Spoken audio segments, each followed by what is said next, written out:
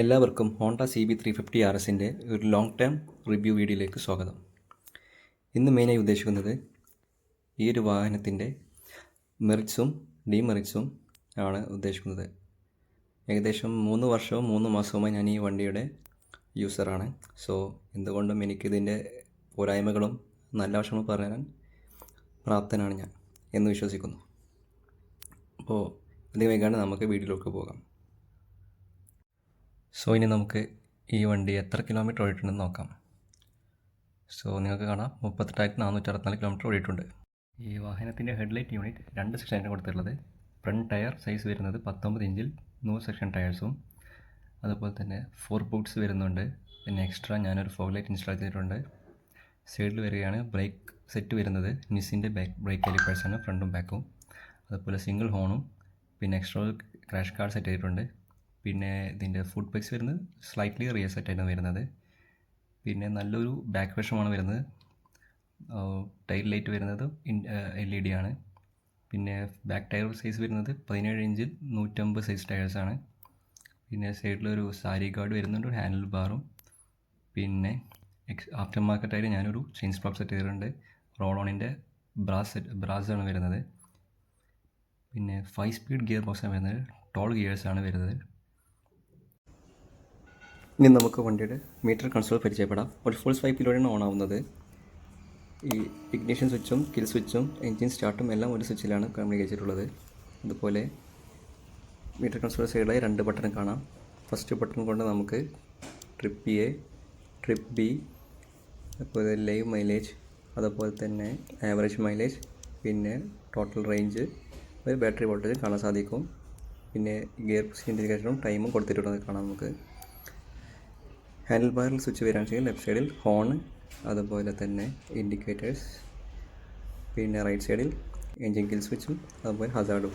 ഇങ്ങനെയാണ് Hazard light വരുന്നത്. Single LED ആണ് വരുന്നത്. നമുക്ക് വണ്ടിയുടെ സൗണ്ട് കേട്ട് നോക്കാം. വണ്ടി ഇപ്പോൾ പോൾ സ്റ്റാർട്ടാണ്. ബിൽബോർഡ് തന്നെ എത്രത്തോളം നിങ്ങൾക്ക് സൗണ്ട് മനസ്സിലാവുമെന്ന് അറിയില്ല, പക്ഷെ നല്ല സൗണ്ട് ഉണ്ട് റിയൽ ലൈറ്റ് നിൽക്കുമ്പോൾ. അപ്പോൾ ആഫ്റ്റർ മാർക്കറ്റ് എക്സോസ്റ്റ് വാങ്ങണം നൽകുന്നില്ല.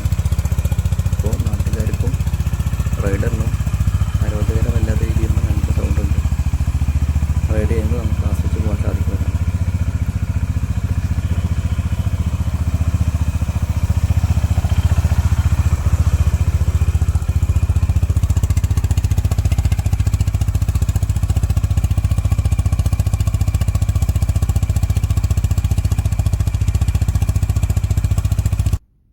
വണ്ടിയുടെ ഫ്യൂൾ ടൈം വരുന്നത് 15 ലിറ്ററാണ്. മാക്സിമം മൈലേജ് എനിക്ക് കിട്ടിയിട്ടുള്ളത് 45 കിലോമീറ്റേഴ്സും ഏറ്റവും മിനിമം 28 ആണ് കിട്ടിയിട്ടുള്ളത്. ആവറേജ് നിങ്ങൾക്കൊരു 35 to 38 എന്തായാലും കിട്ടുന്നതാണ്. പിന്നെ നിങ്ങൾക്കിത് യൂസേജിൻ്റെ ഇത് കാണാൻ പറ്റും, മാർക്സ് കാണാൻ പറ്റും. ഹാൻഡിൽ ബാർസിലുള്ള സൈൻസ് എല്ലാം മാഞ്ഞു പോയതായി നിങ്ങൾക്ക് കാണാം. സൈഡ് മിറേഴ്സ് അത്ര നല്ലതല്ല, അത്ര വിസിബിലിറ്റി ഒന്നുമില്ല, പക്ഷെ എന്നാലും കുഴപ്പമില്ല. പിന്നെ എടുത്ത് പറയാനുള്ളത് വണ്ടിയുടെ ലുക്സാണ്. വണ്ടിയുടെ ലുക്സ് അടിപൊളി ലുക്സാണ് വരുന്നത്. പിന്നെ നിങ്ങൾക്ക് ഈ ഭാഗങ്ങൾ കാണിക്കുന്നത് എന്താണെന്ന് വെച്ചാൽ ചളി വരുന്ന ഭാഗങ്ങളും സൂക്ഷിച്ച് കയറേണ്ട ഭാഗങ്ങളാണ് ഈ കാണുന്നത്. വണ്ടിയുടെ മഡ് ഗാർഡ് ഷോർട്ട് ആയത് കൊണ്ട് തന്നെ നല്ല രീതിയിൽ ചളി തെറിക്കും. അപ്പോൾ ഈ കാണുന്ന ഭാഗങ്ങളിലൊക്കെ ചളി ഇരിക്കുമ്പോൾ നന്നായി കഴുകിയില്ലെങ്കിൽ ഉറപ്പായിട്ടും അത് തുരുമ്പിരിക്കാനുള്ള സാധ്യത കൂടുതലുണ്ട്. ഇപ്പോൾ ഹെഡ്രേഴ്സ് തന്നെ നോക്കാം. ഹെഡ്രേഴ്സ് ചൂടായിട്ട് ഒറ്റക്ക് കളർ മാറിയതാണ്. പിന്നെ ബാഷ് പ്ലേറ്റ് വരുന്നുണ്ട്, നല്ലൊരു കാര്യമായിട്ട് എനിക്ക് തോന്നി. പിന്നെ ഇവിടെയുള്ള ഈ ക്യാബ്ലിങ്സൊക്കെ നല്ല രീതിയിൽ പ്രോപ്പർ ആയിട്ടുണ്ട്, പക്ഷേ ചില ഏരിയയിൽ നല്ലതല്ല. അത് ഞാൻ കൂടുതലായി കാണിച്ചു തരാം. പിന്നെ വണ്ടിയുടെ സീറ്റ് വരുന്നത് ഒരു റൈഡർ സെൻട്രിക് ആയിട്ടാണ്. വലിയ വൈഡ് സീറ്റ്സും ബാക്കിൽ നാരോ സീറ്റാണ് വരുന്നത്. പിന്നെ ഈ ഷോക്ക് അബ്സറിൻ്റെ ഏരിയ ഒക്കെ കാണാം, ചളി ഇരുന്നിട്ട് തുരുമ്പിച്ച് ഓൾറെഡി സ്റ്റാർട്ട് ചെയ്തിട്ടുണ്ട്. നല്ല റിസ്ക്കാണ് ഈ ഏരിയയൊക്കെ വൃത്തിയാക്കാൻ.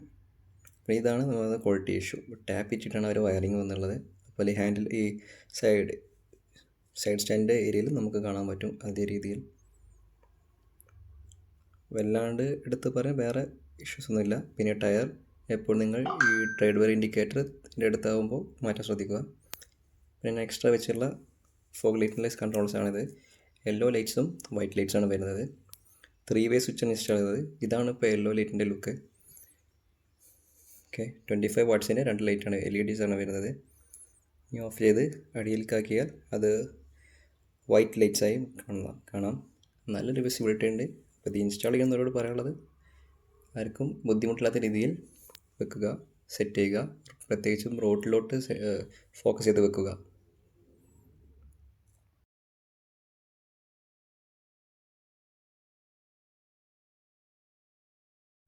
ഇനി വണ്ടിയുടെ സീറ്റിനെ പറ്റി പറയുകയാണെങ്കിൽ നല്ല കംഫർട്ടബിളായ സീറ്റാണ് വരുന്നത്. പക്ഷേ പില്ലിയൻ സീറ്റ് അത്ര നല്ലതല്ല. റൈഡർ നല്ല സീറ്റാണ് വരുന്നത്. അപ്പോൾ അടുത്തതായിട്ട് ഞാൻ ഫേസ് ചെയ്യുള്ളൊരു ഇഷ്യൂ ആണ് ഈ കാണുന്നത്. ഫ്യൂവൽ ഹെഡിനുള്ളിൽ ഫംഗസ് കയറുന്നതിൻ്റെ ഭാഗമായിട്ട് വരുന്ന ഒരു ഇഷ്യൂ ആണ്. അതായത് ഓപ്പൺ ചെയ്യാൻ പറ്റും, പക്ഷേ നമ്മൾ ലോക്ക് ചെയ്യുന്ന ടൈമിൽ സിംഗിൾ ക്ലിക്കിൽ ലോക്കാവില്ല. നിങ്ങൾക്ക് ഈ വീഡിയോയിൽ കാണാൻ പറ്റും. അത് നമുക്ക് WD-40 പോലുള്ളതൊക്കെ യൂസ് ചെയ്തുകൊണ്ട് നമുക്കിത് റിസോൾവ് ചെയ്യാൻ സാധിക്കും. പക്ഷേ ഇത്രയൊക്കെയുള്ള ഇഷ്യൂസ്. അപ്പോൾ ഇതുപോലുള്ള വീഡിയോസിന് വേണ്ടി എല്ലാവരും സബ്സ്ക്രൈബ് ചെയ്യുക. അപ്പോൾ അടുത്ത വീഡിയോയിൽ കാണുന്നത് വരെ എല്ലാവർക്കും ബൈ.